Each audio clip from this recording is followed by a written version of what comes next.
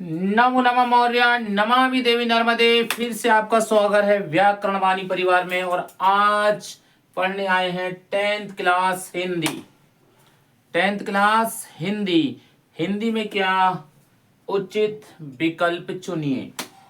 ठीक है, क्या करना है? उचित विकल्प चुनना है। लेकिन उचित विकल्प चुनने के लिए हमारे पास 4 ऑप्शन होना चाहिए। हमें वो 4 ऑप्शन बिल्कुल नहीं चाहिए। हमें तो केवल वो ऑप्शन चाहिए जो हमको लिखना है, जो सही है वही पढ़िए। उस 3 में भ्रमित मत होइए। जब आप 4 ऑप्शन पढ़ेंगे तो आपके दिमाग में 4 ऑप्शन रहेंगे। एक पढ़ेंगे तो एक ही रहेगा, और ससुरा एक रहेगा ना। गलत होने का चांस नहीं रे बाबा, गलत होने का कोई चांस नहीं। तो आज से शुरू। पहला, भ्रमर गीत के रचनाकार कौन है? भ्रमर गीत, भंवरा गुनगुनाता है, फूल के ऊपर मंडराता है, उसके लेखक कौन है? तो वो है सूरदास। कौन है? सूरदास। याद कैसे रखोगे? जब सूर्य निकलेगा तभी तो भंवरा आएगा, और जब सूर्य निकलेगा तभी फूल खिलेगा, और जब फूल खिलेगा तभी भंवरा क्या गाएगा? गीत गाएगा। तो भंवरा गीत गाएगा जब सूर्य निकलेगा। तो सूर्य से क्या बना लो? सूरदास। जब सूर्य निकला, फूल खिला, भंवरा आया, गोल गोल घूमा, गीत गाया। ठीक है, याद हो गया? भ्रमर गीत, रचना कौन? सूरदास। बहुत बढ़िया। एक दूसरे में चलिए। सहस्त्रबाहु की शत्रुता थी, मतलब सहस्त्रबाहु किससे शत्रुता रखता था? तो वो है परशुराम से। किससे? परशुराम से। अच्छा, ये मित्रता रखता, सॉरी, शत्रुता क्यों रखता था जानते हो आप? सहस्त्रबाहु का शत्रु परशुराम, परशुराम का शत्रु सहस्त्रबाहु। क्यों जानते हैं? छोटी सी कहानी सुना दे रहा हूं, बहुत बड़ी कहानी नहीं सुना रहा हूं, जिससे कभी जीवन में भूले ना। जो सहस्त्रबाहु है, ठीक है, वो एक दिन जंगल में शिकार करने गया। शिकार समझते हो ना? शेर को मारने। बहुत छोटी कहानी सुना रहा हूं, कभी फिर एकदम से पूरी कहानी सुनाऊंगा, बिल्कुल मस्त। 1 नवंबर। तो सहस्त्रबाहु गया, कहाँ गया? शिकार खेलने। कहाँ? जंगल। जंगल में कौन रहता था? परशुराम जी के पिताजी। परशुराम जी के पिताजी कहाँ रहते थे? जंगल में। आश्रम बना हुआ था बहुत बढ़िया। उस आश्रम में बहुत सुंदर गाय थी। गाय समझते हो ना? वो जो गांव में पाली जाती है, गाय गाय गाय। ठीक है, गौ माता जिसे कहा जाता है, वो पाली हुई थी। किसने? परशुराम के पिताजी ने। परशुराम जी ने नहीं, परशुराम जी के पिताजी ने क्या पाली थी? बड़ी सुंदर गाय। शिकार को खेलने कौन गया था? सहस्त्रबाहु। सहस्त्रबाहु को वो गाय पसंद आ गई। सहस्त्रबाहु ने कहा किससे? परशुराम जी के पिताजी से कि ये गाय मुझे दे दीजिए। उनके पिताजी ने इनकार कर दिया कि मैं इन्हें अपने प्राणों से भी ज्यादा चाहता हूं, मैं इन्हें आपको नहीं दे सकता, क्षमा चाहेंगे राजन, माफ करिए। सहस्त्रबाहु ने कहा आप अगर अपनी इच्छा से नहीं देंगे तो मैं बलपूर्वक ले जाऊंगा। ठीक है, दे रहे हैं कि नहीं दे रहे हैं? सीधे बता दीजिए, नहीं तो हम ले जाते हैं। तो जो परशुराम के पिताजी, उनने इनकार कर दिया। सहस्त्रबाहु ने अपनी सेना को आदेश दिया, सैनिकों को आदेश दिया, गाय को पकड़ा और अपने राज्य ले गया। समझ में आ रहा है कुछ? कहाँ ले गया? अपने राज्य में। कौन? सहस्त्रबाहु। जब सहस्त्रबाहु अपने यहां ले गया तो पता किसको चल गया? परशुराम को, कि मेरे पिताजी की गाय को जबरदस्ती ले गया है। कौन? सहस्त्रबाहु। सहस्त्रबाहु के घर पहुंच गए परशुराम और कहा गाय को वापस कर दो, तुमने मेरे पिताजी का अपमान किया है, बेइज्जती की है उनकी। याद रख, अगर गाय वापस नहीं किया तो सिर धड़ से अलग हो जाएगा। और परशुराम ने क्या किया?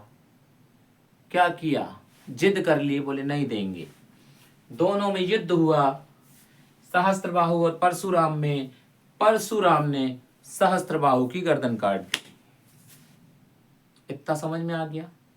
अब सहस्त्रबाहु की जब गर्दन कट गई, वो मर गया, तो वो गाय लेके परशुराम वापस अपने आश्रम आया। पिताजी के पास आया, गाय को छोड़ा और बताया कि मैंने सहस्त्रबाहु का वध कर दिया। पिताजी ने कहा बेटा तुमसे पाप हो गया, एक काम करो तुम तपस्या करके पश्चाताप कर लो। परशुराम गाय दे के वापस तपस्या में चला गया। उसी बीच सहस्त्रबाहु के जो बेटे थे वो आ गए और उन्होंने किसको? परशुराम के पिताजी को मार दिया। किसको मारा? परशुराम के पिताजी को। लड़ाई बढ़ती जा रही है। सहस्त्रबाहु गाय ले गया, अपमान हो गया परशुराम के पिता का। परशुराम गया, सहस्त्रबाहु को मार दिया, फिर आया, सहस्त्रबाहु को मारने के बाद उनके बेटे आ गए। अब उन्होंने किसको मार दिया? परशुराम के पिताजी को मार दिया। जब परशुराम फिर वापस आए, पता चला कि मेरे पिताजी को मारा है इन्होंने, अपमानित किया है, मैं अब इन्हें जिंदा नहीं छोड़ूंगा। मैं प्रतिज्ञा करता हूं पूरी क्षत्रिय जाति को नष्ट कर दूंगा। ठीक है, किसको? क्षत्रिय जाति, मतलब सहस्त्रबाहु कौन है? क्षत्रिय है। पूरी क्षत्रिय जाति को क्या कर दूंगा? नष्ट कर दूंगा। और उन्होंने उठाया अपना फरसा, किसने? परशुराम ने, और पूरे क्षत्रियों को काट डाला। पूरे क्षत्रियों की गर्दन क्या कर दी? अलग कर दी। अब समझ में आ गया? अब जो बाकी कहानी बची है वो कभी बाद में, पूरी कहानी सुनाऊंगा शुरू से आके, बड़ा मजा आएगा। क्यों? बहुत मजा। पुष्पराज झुकेगा नहीं साला, बिल्कुल ऐसे ही काम चलेगा लास्ट तक इन दोनों के बीच। ठीक है, परशुराम। चलो आगे चलते। सहस्त्रबाहु की शत्रुता किससे? परशुराम से। अब तो आपको पता रहेगा, हमेशा याद रहेगा। ठीक है, चलो आगे। मधुप किसे कहा जाता है? मधुप क्या होता भाई? मधुप समझते हो? अरे मधु समझते हो? मधु समझते हो? मधु यानी होता शहद। क्या होता है? शहद। ठीक है, मधुप किसे कहा जाता है? शहद। तो शहद को जो खाता है, मधु, देखो ये मधु यानी क्या हो गया? शहद। मधु का अर्थ होता है शहद। मधु का अर्थ होता है शहद। मधु का अर्थ होता है शहद, और शहद को जो खाता है उसे कहते हैं भंवरे। ठीक है, मतलब जो अपना फूल रहता है, फूल के अंदर एक पंखुड़ी रहती है, उसमें मधु जैसा जो मीठा रस होता है उसे मधुप कहा जाता है।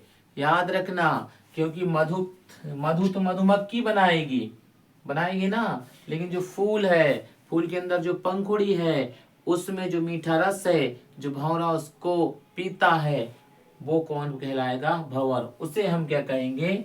मधुप। तो मधुप का अर्थ क्या हो गया? भंवरा। कौन सा भंवरा? जो मधु की तरह मीठा रस पीता है। आगे, उत्साह कविता के रचनाकार। उत्साह कितना निराला काम है ना इस दुनिया में, बड़ा निराला काम है। लोगों में उत्साह भरना पड़ता है। अरे पहले से है तभी काम करो ना, जबरदस्ती उत्साह भरना पड़ता है। कितना निराला काम है। उत्साह, निराला, उत्साह की बहन निराला। याद हो गया? देखो कैसे कविता क्या है? उत्साह। लिखा किसने है? निराला। किसने? निराला जी ने। तो उत्साह का भैया कौन हो गया? निराला जी। तो निराला जी बहन हो गई, तो भैया कौन हो गया? उत्साह। उत्साह क्या हो गया? भैया।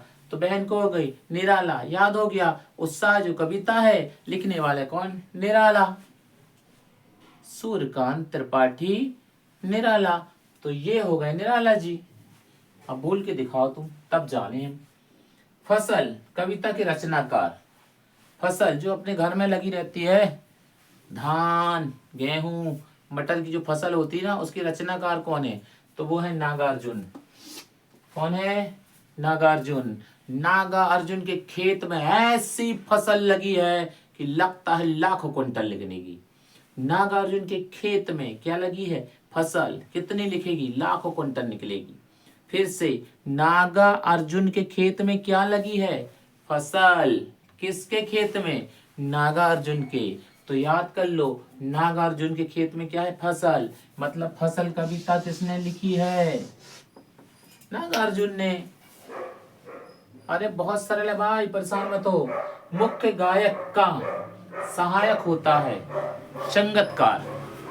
अब मुख्य गायक क्या होता समझ लो, जो माइक लेके गाना गाता है ना, वो मुख्य गायक होता है, और उसके पीछे जो खड़े होकर उसकी मदद करते हैं वो संगतकार होते हैं, संगति देते हैं, मदद करते हैं, संग रहते हैं, उन्हें कहते हैं संगतकार। तो जो मुख्य गायक होता है उसके पीछे जो खड़े होके गाते हैं उनको कहते हैं संगतकार, वही मुख्य गायक की मदद करते हैं। जब मुख्य गायक गाते गाते कहीं भूल जाता है या धुन गड़बड़ हो जाती है तो ये संगतकार क्या करते हैं, मुख्य गायक की सहायता करते हैं। हो गया। कौन कहता है बहुत कठिन है? कोई कठिन नहीं। एक वीडियो और आएगा इसके बाद जिसमें पूरा विकल्प रहेगा, फर्स्ट चैप्टर से के लास्ट चैप्टर तक, पहले पार्ट से आखिरी पार्ट तक। बस सुनना है, बढ़िया बैठे रहो, सुनते रहो, नंबर लेते रहो, टेंशन नहीं, खुश रहें, मस्त रहें।